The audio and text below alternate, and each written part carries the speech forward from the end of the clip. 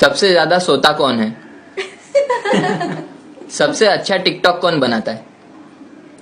सबसे ज्यादा पैसा कौन खर्च करता है? तैयार होने में टाइम कौन ज्यादा लगाता है? गुस्सा गुस्सा किसे जल्दी आता है?